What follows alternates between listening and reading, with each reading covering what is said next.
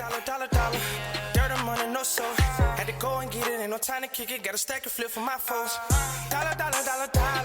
Please tell me you can hear me. Don't turn your back and don't neglect me. Just let me know if you need me.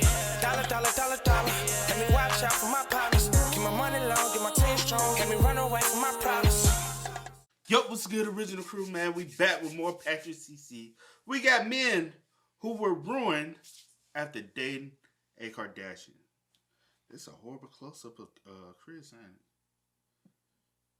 We see her from, you know what I'm saying, a little backed up. From a distance. Like, a little backed up. She show all her imperfections. Ooh. Well, I forgot you are a grandma. Shut up. Come on. She is a pimp. You know what I'm saying? But, hey, man, make sure y'all spend most...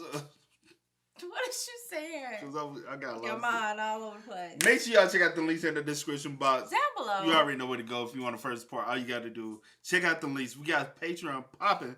Back on that for sure. We're going to drop a lot of videos recently. Hey, y'all go over there on that Patreon. Also, if you enjoyed today's video, like it with a thumbs up. And show some love and support. But let's go. Let's check it out. Let's see what this is about. You ready? Yeah, I'm ready. All right.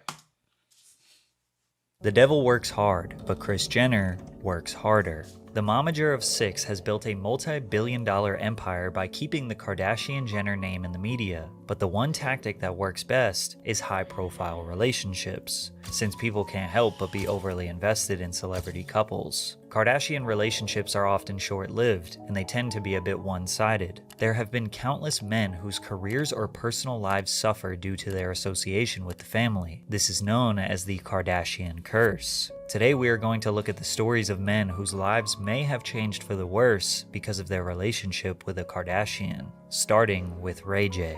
Ray J. Do you believe in the Kardashian curse, though? For the most part, do you believe in it? I mean, sorta, kinda. I never really thought about it, but since you asked me, I'm like, Probably because I'm like, there's no coincidence. Like, every time. It's like soon they get with one. And then they get with them at their peak. You know what I'm saying? And I'm like, and then shit just started, like, crumbling. And I'm like, what are y'all doing? And then they always go through a mental breakdown afterwards. It'd be crazy. It's crazy. I don't know. There's a thing going on in their household.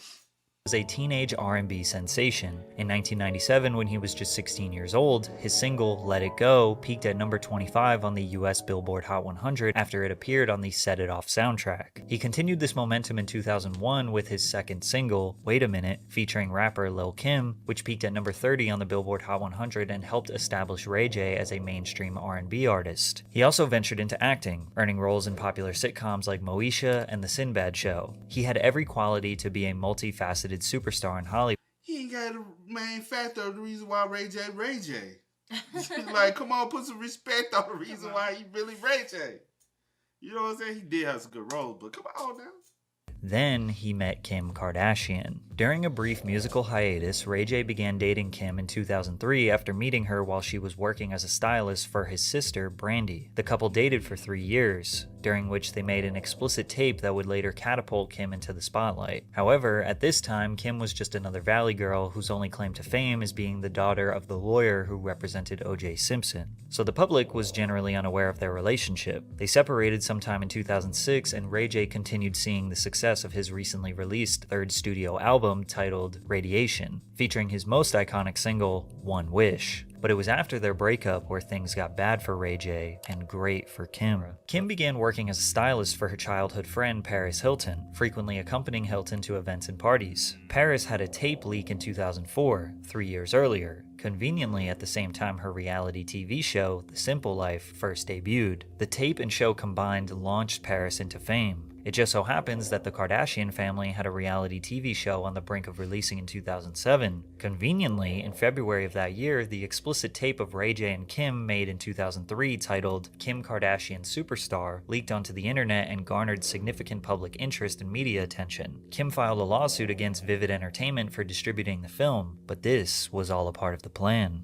Kim and her mother took Paris Hilton's strategy, and it worked flawlessly. Kim addressed the tape on the Tyra Banks show and insisted that she didn't want it out there. However, she dropped the lawsuit just 3 months earlier and settled for $5 million, giving Vivid permission to market and sell copies of the tape. Sales from the film reportedly generated nearly $1.5 million in revenue in the first 6 weeks. The controversy surrounding this tape was used to market season 1 of Keeping Up with the Kardashians. Episode 1 included a large segment about her tape and Kim's feelings about the leak. It was talked about heavily throughout season 1, and this show launched Kim into becoming a household name in Hollywood.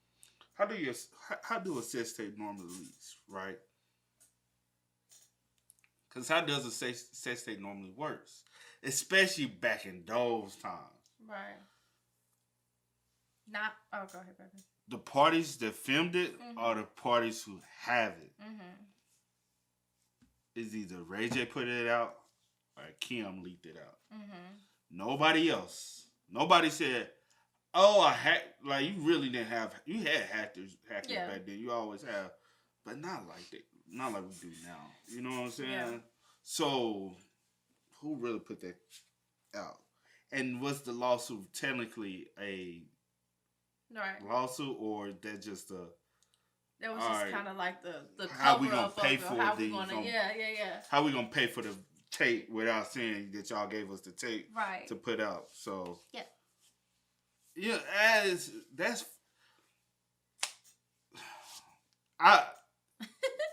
we here.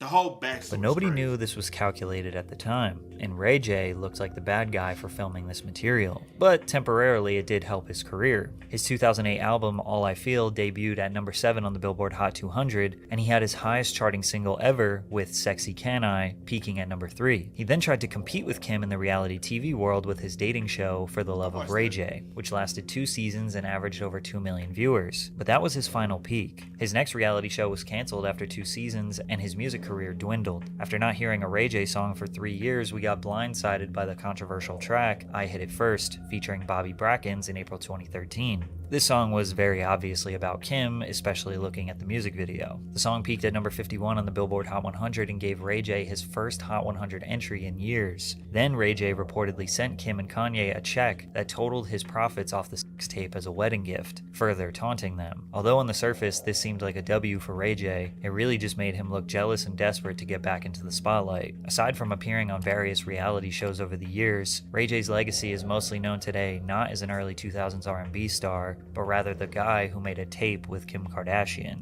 Ray J was just a pawn to get Kim introduced to Hollywood, and he fell right into the trap. However, Reggie Bush would become the blueprint of... That is bad, though. Like, because you got to think about, like...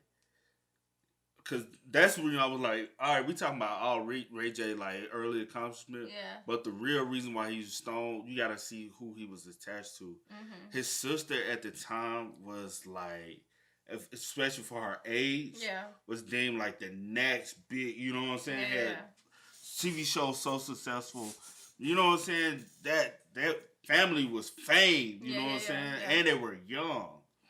And she was attached to celebrities, but she wasn't the celebrity. Facts. You got to think about it. Paris Hilton back in the day was like Kim Kardashian now.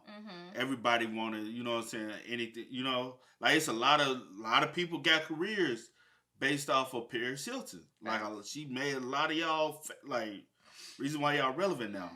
And so I did forget that she did have a tape leak, and Kim being her stylist, also one of her best friends, you know what I'm saying? She saw everything unfold. She saw how all publicity worked for her in a good terms.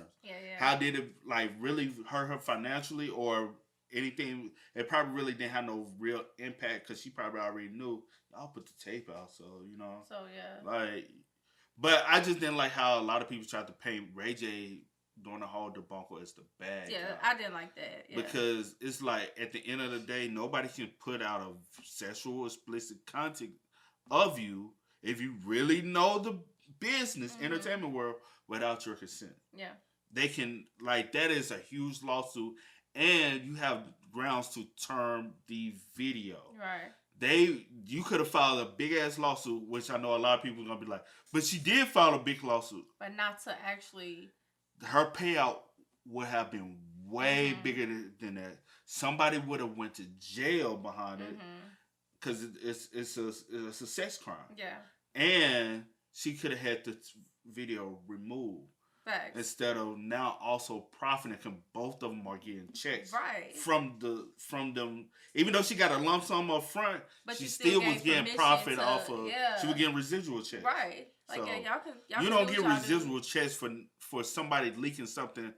Like, come on now, common sense. If you really don't want it out there. If y'all had a sex tape and then somebody got a hold to it, put it out there, how would you really feel?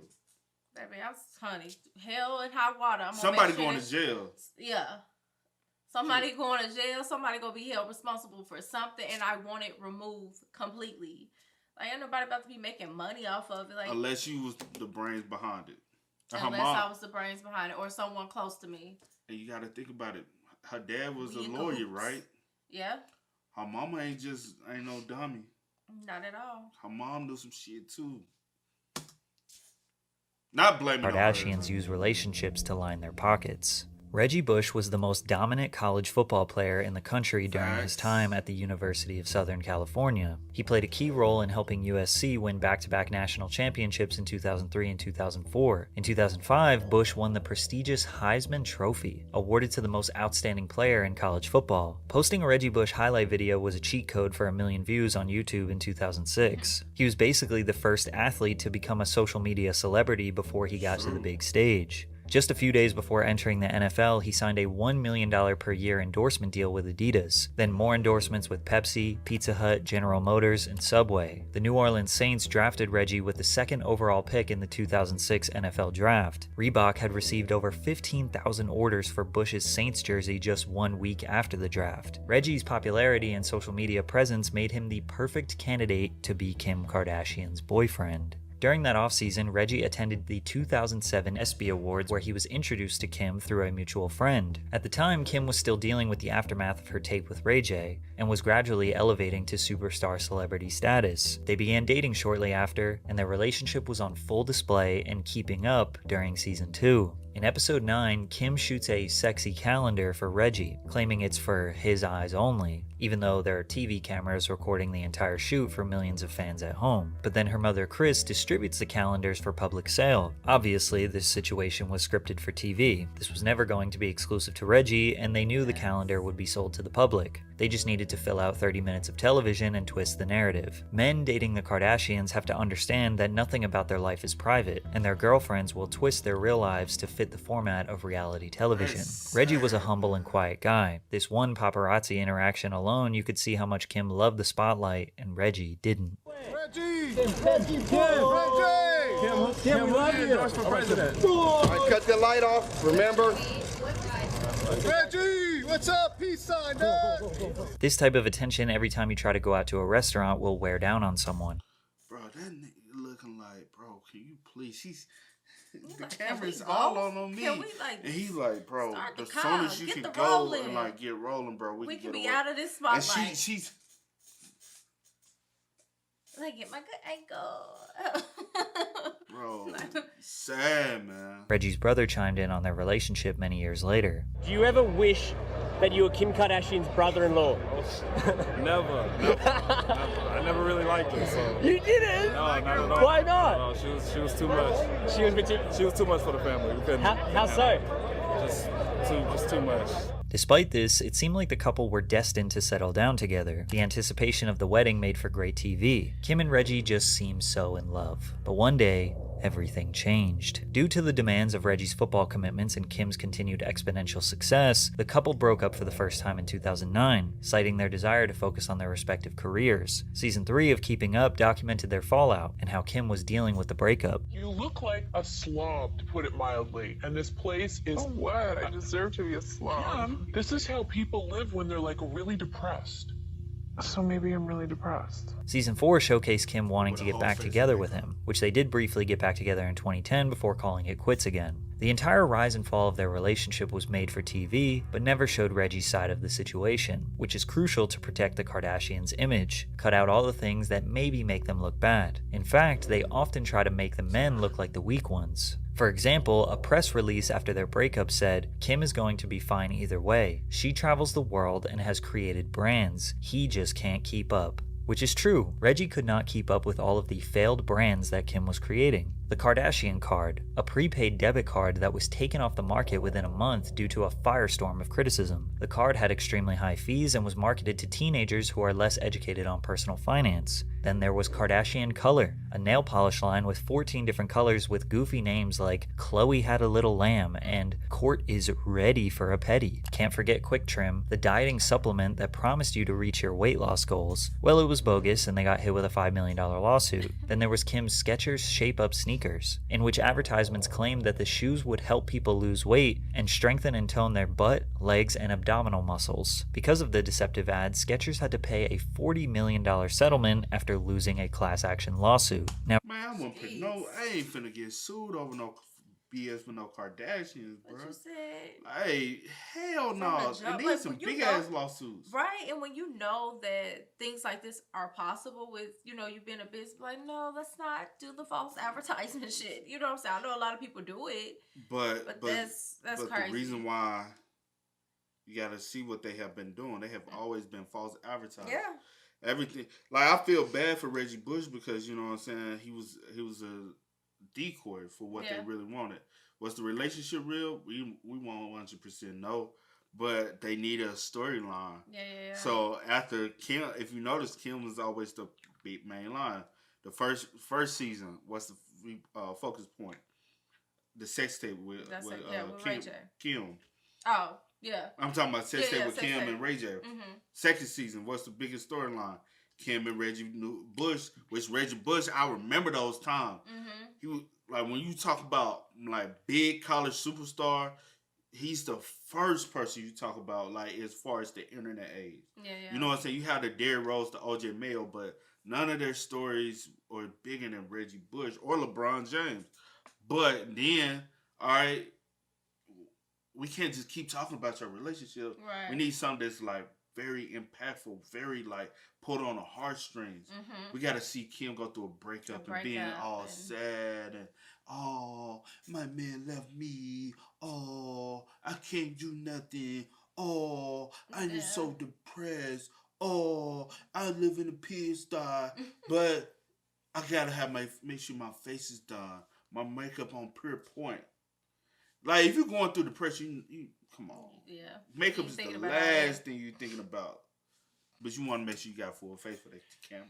He said himself that he failed to live up to expectations on the football field during their relationship. Critics said he was overhyped in college, and his Kardashian fame made him even more overhyped, which could be true, but he had a solid career. He became a Super Bowl champion with the New Orleans Saints in 2010, and then went on to play some of his best football in the 3 years after the breakup with Kim. Reggie was inducted into the Saints Hall of Fame in 2019. While Kim's brands and relationships were failing, the reality show writers needed storylines for season 4 of Keeping Up. Luckily, Khloe Kardashian and Lamar Odom became official extremely fast, which ended in him almost losing his life. Lamar Odom decided to skip college and head straight into the 1999 NBA draft, where he was selected as the 4th overall pick by the Los Angeles Clippers. Standing at 6'10", Odom's ball handling ability, passing skills, and court vision were remarkable for a player of his size. He was highly regarded as a teammate and valued for his unselfish play and willingness to sacrifice for the team's success. This unselfishness and consistent production landed him on the Los Angeles Lakers, where he played alongside Kobe Bryant and Pau Gasol, helping the franchise win a championship in the 08-09 season. During that offseason, Lamar met Khloe Kardashian at a party for a fellow NBA player, Ron Artest, in August of 2009. With her, I was like, if I do what I normally do, I'm gonna lose her. And if I lose her, I think it's going to hurt a lot. Right then and there, I knew. We were together every day. It only took 3 weeks before the couple took their next step in their relationship and got engaged. It may seem like it's a quickie wedding to everyone else, but Khloe knows what she wants. The proposal was recorded and aired on an episode of Keeping Up with the Kardashians, where Lamar began regularly appearing. Just 9 days after getting engaged, Lamar and Khloe tied the knot in September 2009. After the couple was officially married, they signed a deal to co-star on a new reality show, Khloe and Lamar, which would focus on their life together in the first year of their marriage. This relationship was great for business. Like many initially involved with the Kardashians, Lamar played great during the 2009-2010 NBA season, helping the Lakers secure back-to-back championships. His excellence on the court continued into the next season, and he was awarded the NBA's 6th Man of the Year. The couple's reality show, Khloe and Lamar, debuted on E! in 2011, which averaged about the same viewers as Keeping Up. During this time, also, you gotta realize, What's really helping them is Lamar played for one of the biggest franchise in athletic history, the LA Lakers. And he was just one of the biggest franchises in NBA. I'm talking about all major league sports, you know? Yeah. So you been center and one of the best players of that time, and Kobe Bryant, and you been one of his right hand mans on the team. Ratings, boop, boop, boop, boop, boop, through the roof, winning championships, boop, boop, boop, boop, boop. You know what I'm saying? Like everything was strategized to help them. Yep. They knew we got to get in the right rooms to gain access to the right people. She went to the party for Ron Artest. I don't know if at the time Ron Artest was in a relationship, but she had to seek out somebody that was on the Lakers team. It's party for Ron Artest. He ain't the only celebrity that's there, but but y'all be seeking certain individuals. Somebody found out Lamar Odom is the single one. Lamar, so you got it. You know, people plot like that. They though. Do. I ain't saying that's what they did. Not saying, but it happens. It happens a lot. People strategize to get in the room with you and get next to you. So, especially once more money is involved, they're not seeking you. They're seeking opportunity. It's sad though. On E! in 2011, which averaged about the same viewers as Keeping Up. During this time, Lamar and Khloe were one of Hollywood's more prominent power couples. Khloe may have even taken a bit of spotlight away from Kim. Fans were just obsessed with her and Lamar. Together, they'd create a his-her fragrance line, Unbreakable Love by Khloe and Lamar, along with various brand deals and sponsorships. Sadly, it was all about to come crashing down. Lamar's reputation as a reliable role player in the NBA was dwindling. From 2011 to 2013, he was traded twice. The initial trade from Los Angeles to Dallas is where Odom felt his career was over. That trade from the Lakers basically ended my career and purpose. I was never really myself ever again. Being in LA, the structure, the people I knew, it hurt leaving. I had great memories with the Lakers, with Kobe and Pau. That was a special time in my life. Now labeled a journeyman, Odom was experiencing career-low statistics on the court, and his personal life was even worse. Around mid-2013, cheating rumors consumed media headlines. While Khloe initially supported her husband, she filed for divorce in late 2013 after months of speculation about Lamar's substance abuse issues. Lamar details one dark night in his book. While on a bender of cocaine and ecstasy, he grabbed Khloe forcefully in a fit of rage and said, "I screamed, out of my mind. You trying to embarrass me in front of my friends? I'll effing kill you. You don't know what I'm capable of." Lamar was a violent addict. He also said his biggest regret was that I couldn't keep my dick in my pants or the out of my nose. These substance abuse issues led to a DUI and a stint in rehab. Their toxic relationship was constantly making headlines. It was a reoccurring segment of many Keeping Up with the Kardashians episodes. But Lamar didn't want to get divorced. He avoided ending his marriage for nearly 2 years before finally signing the papers. This all reached a tipping point one night where Lamar nearly lost his life. In October 2015, Lamar sought the company of 2 women working at a Nevada brothel, planning a 4-day stay where he spent $75,000. At Love Ranch, Odom would have a near-fatal overdose. He became comatose and was placed on life support in a hospital in Las Vegas, where he suffered 12 strokes and endured 6 heart attacks as his heart stopped twice, and doctors told friends and family to prepare for the worst. Fortunately, he regained consciousness and was transferred to Los Angeles to begin his recovery journey. In the aftermath of the incident, Khloe withdrew her request for a divorce. She stated that she had not reconciled with Odom, but wished to assist him in making medical decisions during his recovery. Come early 2016, Lamar was making strides in his recovery while Khloe provided emotional and financial support, remaining by his hospital bed day and night. Once could you see this is also publicity exploitation of the situation? I can't with that. What with her speaking? But no, because I'm saying it adds to a storyline. I mean, yeah, I can't say for sure. I mean, but you do have some people that are just messed up in the head that would do stuff like that. But yeah. I don't know if her heart was actually in a good place or not. So I can't speak on that because I'm pretty sure, like, you still, hopefully, if it was, you know, the actual marriage was like for real, it seemed like it maybe had been real on his end, but if you truly loved him, I can see it being real. But again, with that, I really couldn't say. Yeah, because... Which is sad that you can't really say that, but I can't say. Because, say for instance, something like that happened to me, and people would know, like, oh, no, it's because they really, you know what I'm saying, opposed to in this situation, you like... you will hope everything. because everything y'all have done has always been with a camera in y'all face. Yeah. It's all has been done for some type of publicity matter. Yeah. So you never know. You just never know. It's sad though.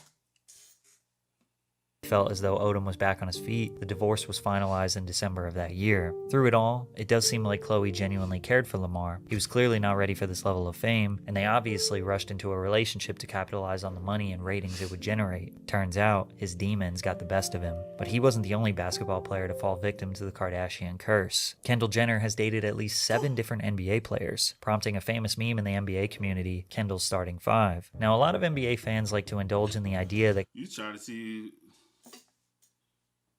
Now, I know she dated him. I know about him. Yeah. And I know about him. Yeah.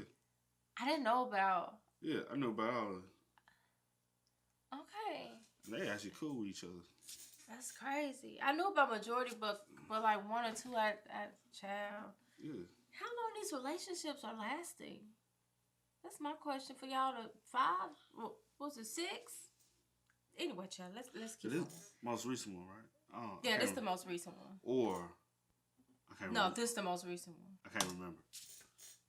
famous meme in the NBA community, Kendall's starting 5. Now, a lot of NBA fans like to indulge in the idea that Kendall ruined these players' performance, but it's an extremely weak argument, because many of these situations can be attributed to just normal ups and downs in a ball player's career. Jordan Clarkson dated Kendall in 2016 and had a slight dip in performance the next couple seasons, but bounced back and has been playing better than ever for the past 3 years. The same can be said for Kyle Kuzma, who dated Kendall in late 2018 to mid-2019, had a slight dip in performance the next 2 seasons, but again bounced back immensely for the past 2 years. Ben Simmons briefly dated Kendall in 2018, but didn't see a major decline in his performance until 2022, 4 years later. Devin Booker played great the entire time he was dating Kendall. Phoenix Suns fans just like to blame her because they got outplayed by the Bucks in the 2021 NBA Finals. Blake Griffin is probably the one who had the worst downfall after dating Kendall. In summer of 2017, Blake separated from the mother of his children, Bryn Cameron, thinking he was going to get serious with the 22-year-old model. During their time together, Kendall was frequently spotted courtside while Blake was playing for the LA Clippers. In September 2017, a source told People that the relationship was nothing serious. Blake is doing everything in his power to make Kendall his girlfriend, but she's keeping him at an arm's length because she knows how busy she is. Which makes you wonder what type of mixed signals were happening that Blake would leave his family for a fling with a model. Was he being led on, or was he just that irresponsible? Unfortunately, when Blake was traded from the LA Clippers to the Detroit Pistons in January of 2018, the cross-country move essentially ended all hopes for a long-term relationship with Kendall. Now, his career declined from there mostly because of injuries. It's really his personal life that suffered after that. He built a reputation for being somewhat of a joke based on how he chased Kendall, who never really wanted him. Many have even speculated that Blake is the father of the adult star Lena Rhoades' first child.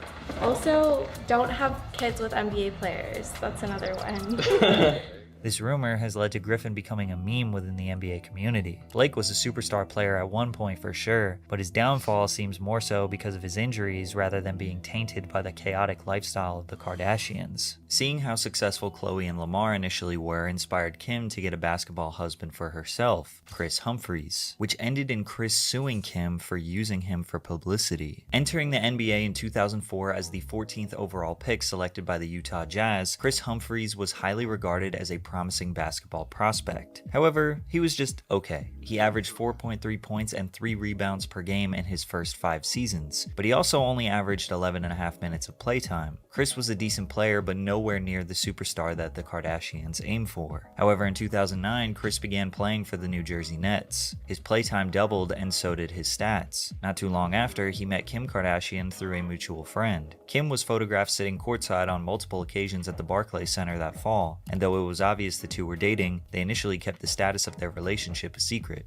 But things escalated much quicker than we could have ever imagined. 7 months after meeting, Kris proposed to Kim at her home, placing rose petals on the floor that spelled out, "Will you marry me?" Kim said yes, and season 6 had a whole new plot. The massive and glamorous wedding cost a whopping $10 million. The ceremony was filmed for the 4-hour E! Special, Kim's Fairy Tale Wedding, which aired on television 2 months later. The couple quickly capitalized off the attention, appearing on The Ellen Show where they renewed their vows. It's been 5 weeks since your wedding, which is a long time for reality TV stars, so it's time to renew your vows. Unfortunately, Ellen's one-off comment foreshadowed their early demise, because Kim filed for divorce after just 72 days of marriage. I remember hearing that. And she married, like, they actually got serious after he started hooping. Because I've always been watching NBA. But I was like, all right, he started hooping, then he got attached to her. Because all of a sudden, it's like his stardom started to rise. And then right after they broke up and divorced, his shit went like, it's crazy. It's a curse. For better, for worse, for richer, for poorer, in sickness and in health, until death do us part. Those are pretty serious promises, let alone a $10 million wedding. Kim said, "I hope this marriage was forever, but sometimes things don't work out as planned," which makes you wonder what the plan was. While Kim seemed content with parting ways, Kris revealed his own statement that he was not done fighting for the relationship. "I love my wife and I'm devastated to learn she filed for divorce." Kardashian fans immediately took Kim's side. They said Kris was always rude to her, and they could tell through the highly edited and scripted TV show that it obviously wasn't going to work out. For example, I'm just saying I want to raise my kids and live in LA. That's where I'm from. That's all I know. Maybe by the time you have kids and they're in school and all that, like, no one will probably care about you, let's be honest. obviously, this is a very rude and mean thing to say to your girlfriend. However, we don't know how much of this conversation was edited. What if right before this, Kim said, "Well, you're never going to be a Hall of Famer, so you should just quit." They also point to another clip during the wedding rehearsal. Thank you. Hand stitched. I like my mustache. Please talk about it. Like, this is all I feel like I have left is my mustache. It's the only way to send a message to Kim. When you are surrounded by a family that directs your every move, directs the words that come out of your mouth, controls every situation to make it benefit them the most, something as small as refusing to shave your mustache feels like a victory. On top of that, media outlets are posting headlines that say, "Kris Humphries mocks Kim Kardashian's weight on show." This is what he said. Ate a lot of wedding cake. I'm pretty sure everyone in history who's tried to lift up another human grunts and says how heavy they are. In response to this divorce, Kris filed to annul the marriage, citing that it was fraud. An annulment is a legal ruling that erases a marriage by declaring the marriage null and void and that the union was never legally valid. Kind of confusing, but basically Kris was arguing that this marriage was all a spectacle for entertainment, where he was fully dedicated and serious the entire time. I would never go through something and do something that wasn't real, or I didn't believe in, so I can really only speak for myself in terms of that. The pair reached a settlement in court in April 2013 after Humphries dropped his annulment request, and their divorce was finalized shortly after that. In 2017, Kim reflected on her reasons for marrying Humphries, saying, So you telling me he had to drop his and nah, I still gotta get my annulment, bro. You know what I'm saying? I still gotta, like, I can't just take the fact that, cause they settled for so they settled for a lawsuit. Mm-hmm. So they settled, we won't know, cause yeah. But no, you gotta give me an annulment too, though, because for you to even settle with the lawsuit, it was some truth behind what I'm suing you for. So Shit crazy. I just thought, holy shit, I'm 30 years old, I better get this together, I better get married. But I knew on my honeymoon it wasn't going to work out. Kris expressed that he was in a dark place for a year after the split because he felt like the world hated him. I didn't even want to say anything to defend myself because it felt like I couldn't win. Although he wasn't really much of a star player before he married Kim, afterwards he started playing some of his best basketball. However, this failed marriage and the public siding with Kim shattered his reputation and overshadowed any of his career highlights, especially considering he was replaced with Kim's new superstar boyfriend, Kanye West. Kanye and Kim's fallout is easily the biggest and most catastrophic of them all. Their relationship alone could be its own video. Well, yeah, Trap Lord Ross did it in 3.5 hours. However, Kanye is trying to save his children from being used as pawns to become the successors of the Kardashian empire. Kris Jenner molded this formula of managing her kids' careers and capitalizing from their success. Ye doesn't want that to be done to his kids, because it has already begun. In November 2021, Kim Kardashian launched a joint TikTok account with her eldest daughter, creator, North West. Kim and North accumulated more than 130,000 followers in less than 24 hours. People are now becoming fans of the 9-year-old. They claim she is exactly like Kanye, confident and unashamed of her attitude. Now, TikTok clearly states that the minimum age for a user is 13 years old, but they don't use age verifications when you sign up, plus Kim making this a joint account makes it seem like North has restricted access to it. We know this isn't true when North went live on TikTok by herself on her own personal phone. She ran into Kim's room where she said, Mom, I'm live. Okay, bye. After multiple other instances of North posting on TikTok, Kanye told Kim he didn't want her on the app, but she wouldn't listen, so he went public. Hey everybody, I just got off the phone with Kim. I told her to stop antagonizing me with this TikTok thing. I said it's never again. I am her father. I know y'all don't respect fathers and the idea of family, and media tries to promote something. I said I'm not allowing my daughter to be used by TikTok, to be used by Disney. All of us have been on. I don't blame him though, man. Yeah. Hey, you know what I'm saying? And we see that a lot where the mother's like, well, I have full custody, or I have primary custody of the child. Yeah. Well, so basically what I say, go. And it's like the father, even though he's not in the household, y'all feel like, you know what I'm saying, the father ain't really got no say, you know what I'm saying? Or what you say, all right, whatever, you know? Yeah. It's kind of like passive of what the father got to say because the kids are not always with them. But some fathers actually do be wanting to be fathers. Yeah. And they be wanting the same amount of custody as the mother has. But just due to society, it seems as though the mother's always deemed to have major custody of or majority custody of the child. Mm-hmm. But it's like, damn, if the father wants to be a father, allow him to be the father, you know? Yeah. And don't... Regardless if he's in the house or not. Yeah, and then don't go online and start talking about how it's so hard to be a single mother. Okay, the father wants to be there. Yeah. You choosing not to. To allow him to. Yeah, and I hate when that shit happens, you know? Sadly, it happens a lot. It's completely understandable why a father does not want his child to use that app, but it's the frustration that Kanye omits and his very serious tone that makes people label him crazy and controlling. Kim disagrees and says Kanye is attacking her. Kanye's constant need for attacking me in interviews and on social media is actually more hurtful than any TikTok North might create. As the parent who is the main provider and caregiver for our children, I am doing my best to protect our daughter while also allowing her to express creativity in the medium that she wishes with adult supervision, because it brings her happiness. However, just 1 year later, and everyone agrees that Kanye was right. North West linked up with Ice Spice and shared a video of themselves and some friends singing along to Boys a Liar Part 2. North had previously posted a portrait she drew of Ice Spice weeks prior. Kim likely arranged their encounter so that the daughter could meet someone she looked up to, having done something similar in the past with JoJo Siwa. The video didn't initially spark much controversy, as many felt the encounter was fairly innocent and playful. However, days later, things went too far after North posted a TikTok cosplayed as Ice Spice, wearing an outfit many deemed inappropriate for someone her age. Amid immense backlash, many questioned Kim's parenting, ultimately forcing her to delete the video. Kim said, "As soon as I saw the words," meaning the lyrics North was singing, "I was like, oh no, we're taking this down." Which proves that 1, Kim does let her 10-year-old use TikTok without supervision, and begs the question, why was she letting her daughter hang out with the 23-year-old rapper anyways? Well, because 1 month later, Skims, her company, launched a campaign surrounding Ice Spice, and this was the perfect controversy to help sell some clothes. Kim also agreed recently that Kanye was right the whole time.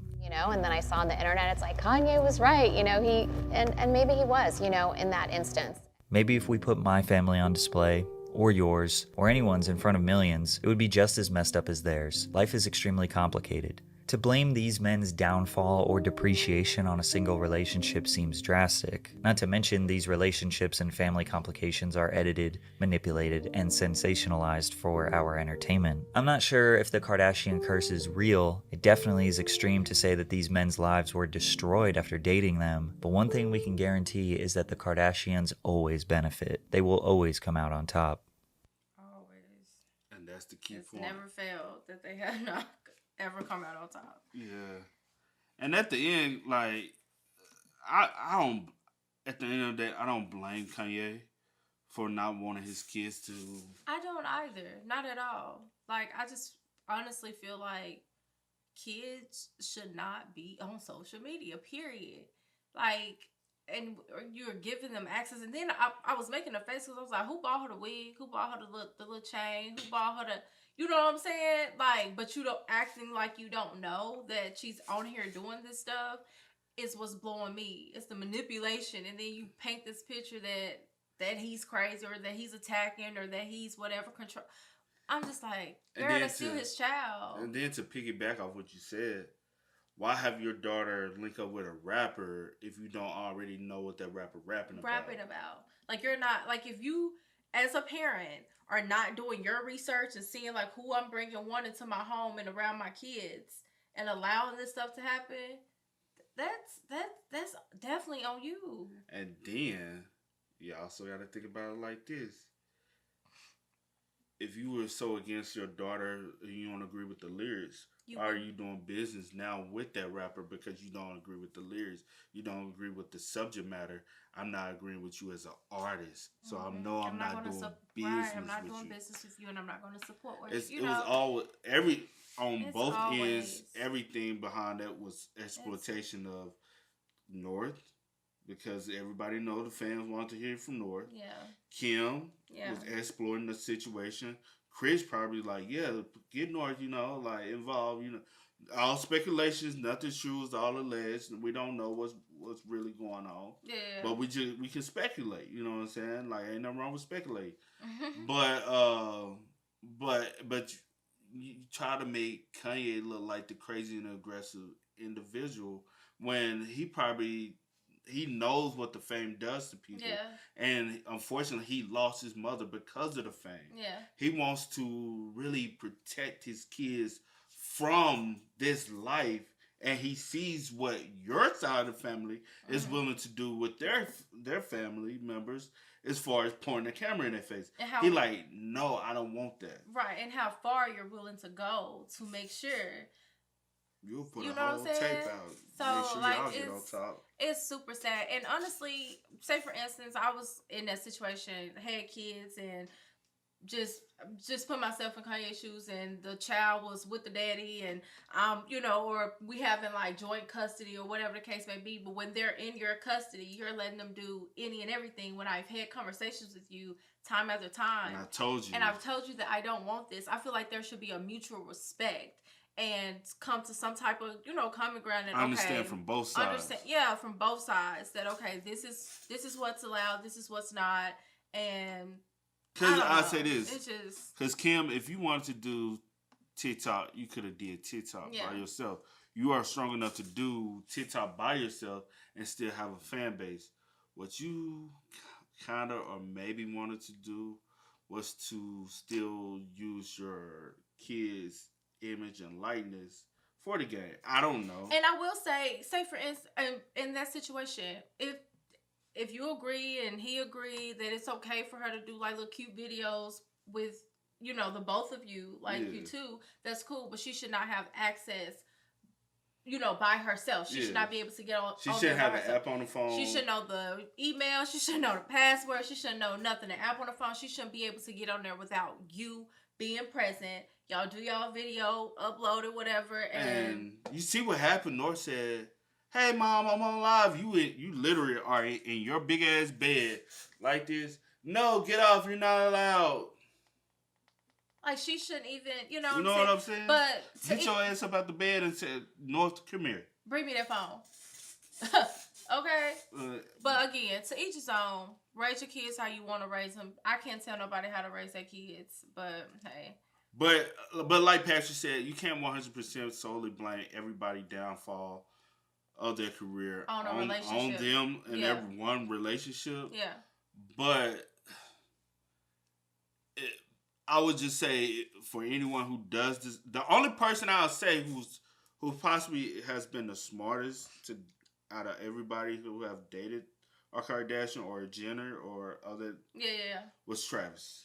Oh, because he has been able to fully kept his shit, his life private away from theirs.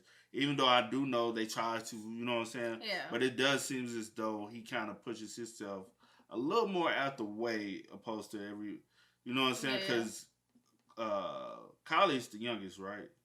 Or is it Kendall? Kendall's the youngest? Kendall. Because I know the same thing they did with same thing they have done with Kim, they have also done with her. Everybody else kind of, you know, they got their publicity, but with who? I'm talking about the same thing they did with Kendall is what they did with Kim. I mean Kylie.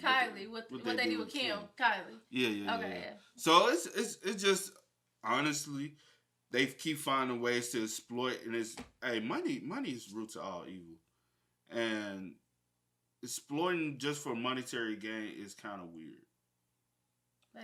But you see it happen so much now. It especially with YouTubers. And people are willing to do any and everything for money. Because people like, hey, this will make the money. Literally sell their souls for some money. Yeah. Sad. But hey, man, make sure y'all spam us up in the comments, man. Y'all let us know. I know it's a long video. Didn't really want to be this long, but it was already a long video anyways. Yeah. But, you know, hope y'all got some enjoyment out of it. But as always, I do go by the name DJ Kid. This is Had to go and get it, ain't no time to kick it. Got a stack of flip for my folks. Dollar.